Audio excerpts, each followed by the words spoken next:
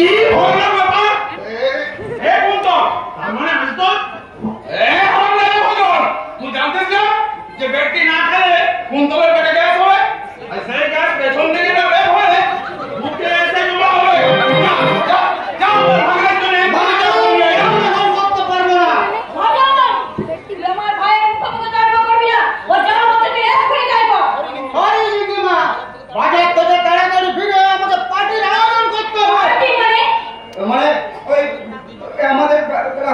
বুদ্ধিতে আমাদের চ্যাটার্জির একটা প্রফিট হয়েছে, তাই বাবা রাহুল আমার একটা পার্টি দিতে চাইছেন। তুই এসব কথা জানতিস না? কেন কি করবে? রাহুল দাদা বাবুর কোনো ভালো কাজ করলে সহ্য হবে। আমার নাম কিন্তু আমাকে ছেলে করলো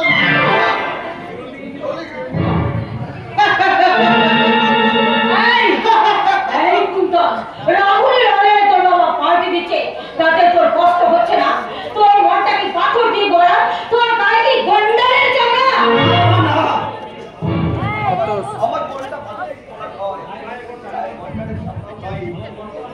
আমার মনটা পরিত হয়, দুঃখে বেদনায় কেঁদে ওঠে।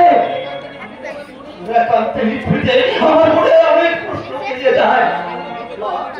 মা গো, আমি আর রাহুল দুজন তো অনেক টাকা দিচ্ছে, তবে বাবা রাহুল কেন এত ভালোবাসে? মা, বাবার সামনে রাহুল কতটা সহজ হতে পারে? জানিস জানিস ছোটদি, এজন্য তাই ওই জামাই বাবু একটু না বাবা না, আমার প্রশ্ন এটা সঠিক উত্তর নয়। আমি কে দিতে পারবো তোর উত্তর? তুমি দেবে মা, তুমি তুমি আমার মা, আমার নারী নক্ষত্র, তুমি সব কিছু জানো। তবে বলতে পারো রাহুল দত্ত কণ্ঠে গান গায়, কিন্তু কিন্তু আমার বয়স শুনতে পারে না কেন? কেন মনে হয় ওই রাহুলের কণ্ঠ নারীকে চাই তার গান সবাই রাহুলকে ভালোবাসে, কিন্তু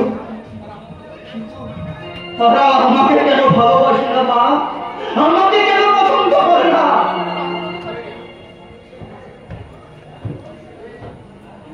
আমি কেন একটা রাহুল হতে পারি না? মা, কেন পারি? কেন কেন পারি না?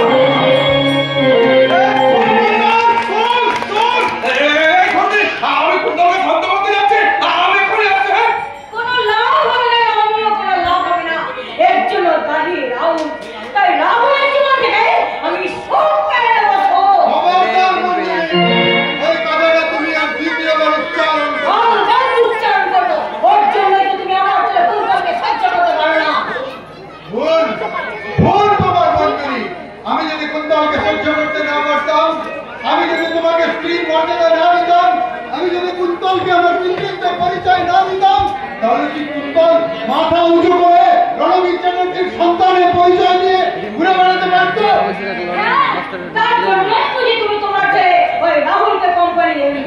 হ্যাঁ করেছি, কারণ রাহুলই হলো আমার কোম্পানির এমডি হওয়ার যোগ্য ব্যক্তি। ওই নামটা তুমি দ্বিতীয় বার আমার সামনে উচ্চারণ করবে না, আমি ওকে মোটেই সহ্য করতে পারি না। রাহুলকে কোলে নিয়ে 25 বছর আগে তুমি আমার কাছে বলেছিলে ওই রাহুলই নাকি তোমার বড় ছেলে আর তুমি তার ছোট মা। তবে তাও কেন রাহুল আজ তোমার কাছে এতটুকু স্নেহ পাবে না? আমি তোমার কথার প্রতিবাদ করছি বাবা। রাহুল, হ্যাঁ বাবা, পৃথিবীতে এমন কোনো মা থাকতে পারে না যার হৃদয় থেকে সন্তানের জন্য স্নেহ ঝরে পড়ে না। রাহুল, তুমি বাবার কথায় দুঃখ পেও না। এই দেখো কি এনেছি। এগুলো কি? তোমার জন্য একটা শাড়ি আর বাবার জন্য একটা চাদর। রাহুল, এই সব তোর এই অ্যাক্টিং দেখে না ওই রক্ত ভুলতে পারে, কিন্তু এই মঞ্জুরি যেটা দি কোনো দিনও ভুলবে না। কিছু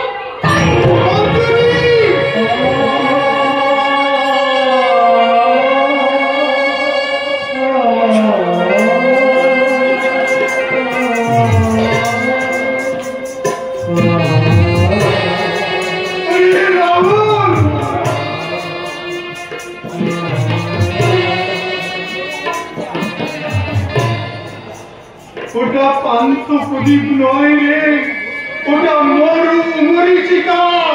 এক মুখ তৃষ্ণা নিয়ে তুই গিয়ে দাঁড়া, এক বিন্দু জল পাবি না, পাবি শুধু উত্তপ্ত মরুভূমির বালি। তুমি হয়তো বুঝতে ভুল করছো বাবা। ছোট আমার শরীরটা হয়তো ভালো নেই, তাই মনটাও ভালো নেই। তুই কে রে? তুই কে রে হতভাগা?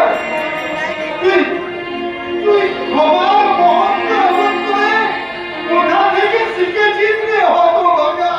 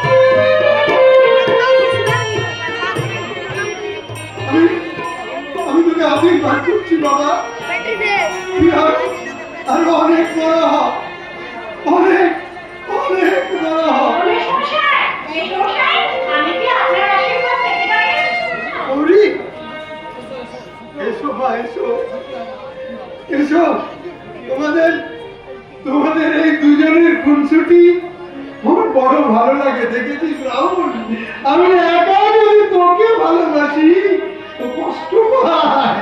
ও এসে আমার কাছ থেকে তোর ভালোবাসার অর্ধেকটা আদায় করে নেয়। আর জানো মা গৌরী, জানো রাহুলের কথাগুলো আর তোমাদের দেখে আমার মনে হলো আমি এই প্রৌঢ়ত্বের পশ্চিমের জানালায় এসে সারা গায়ে মেরে দিলাম বালার কেরালো। আমি তোমাদের আশীর্বাদ করছি না, তোমরা আরো বড় হও, আরো হাসি, আরো আনন্দে ভরে থাকো। আর তোমাদের এই হাসি আর গণতন্ত্রকে আমার বাড়িতে চিরস্থায়ী বন্দোবস্ত করতে আমি যত শীঘ্রই সম্ভব এই হতভাগীদের সঙ্গে তোমার দুই হাত মিলিয়ে 4 হাত এক করার ব্যবস্থা করছি। এই হতভাগা,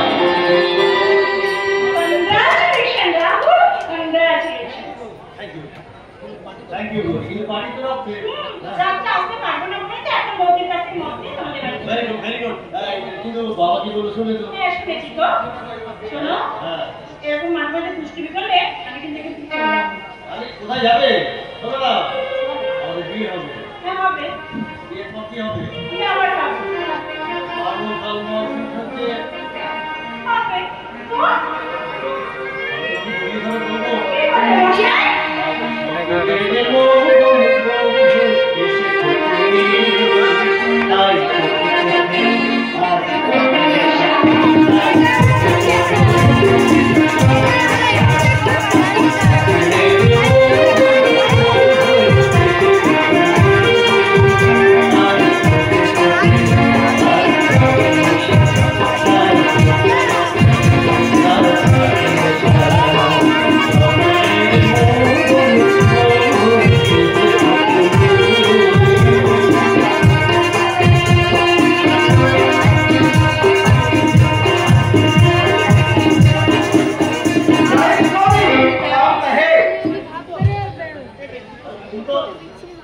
যেভাবে তো গাড়ি চালাচ্ছি এগুলো তো অ্যাক্সিডেন্ট হয়েছে। ইডিয়েট কোথা দা মানুষ আমার ফ্রেন্ড একবার নেশা করে সত্যি কথা তুমি বাতারে আসি।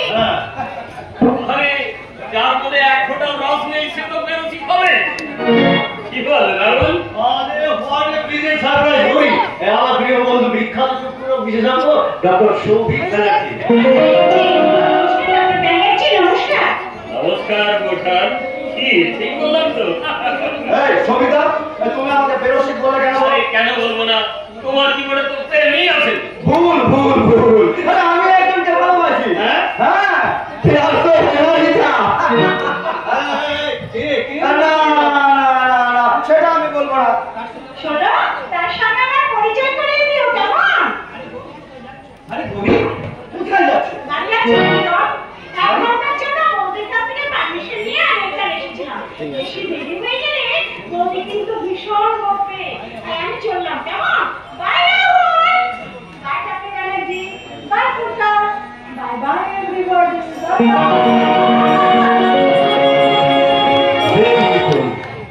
তোর হাসিটা যেমন সুন্দর তেমনি মিষ্টি ও কণ্ঠস্বর।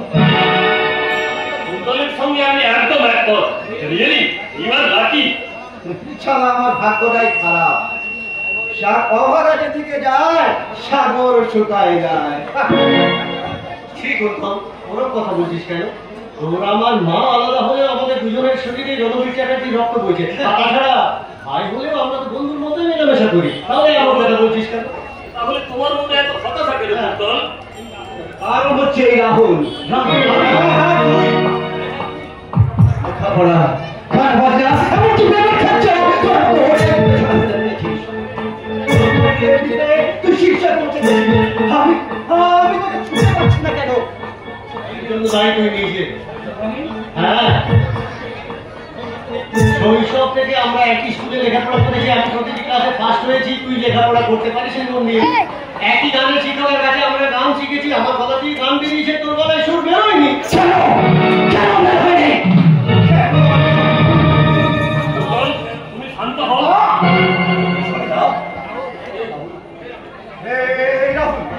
আমরা কি আমাদের চরিত্রটা এক্সচেঞ্জ করতে পারি না? না রে না, তা কি করে সম্ভব? পারিস না? আমাকে একটা রাহুল করে দে। আমি তো পায়ে ধরে বলছি, তুই আমাকে আরেকটা রাহুল করে দে। তুই পাগল হয়ে গেছিস কুন্তল। কুন্তল, রাহুলের প্রতি তুমি অকারণে রাগ করছো। বিজ্ঞানের ছাত্র হিসেবে আমি জানি এই সমাজের প্রতিটি মানুষ পৃথক দোষ এবং গুণ নিয়ে জন্মায়। জেনেটিক্স থিওরি অনুযায়ী প্রতিটি মানুষের চারিত্রিক বৈশিষ্ট্যের জন্য দায়ী তার জিন, আর সেই জিন দ্বারাই পরিচালিত হয় তার জ্ঞান, বুদ্ধি এবং ব্যবহারিক জীবন। এই কাজে তুমি অস্বীকার করতে পারো না কুন্তল। আমার দৃঢ় বিশ্বাস তোমাদের দুজনের জিনের ঠিকই বলছি রাহুল। ওদের কোনো পূর্বপুরুষের নেগেটিভ জিন কুন্তলের মধ্যে বাসা বেঁধেছে, তাই ও যত ভালো কিছু করতে যায় তার রেজাল্ট হয় নেগেটিভ।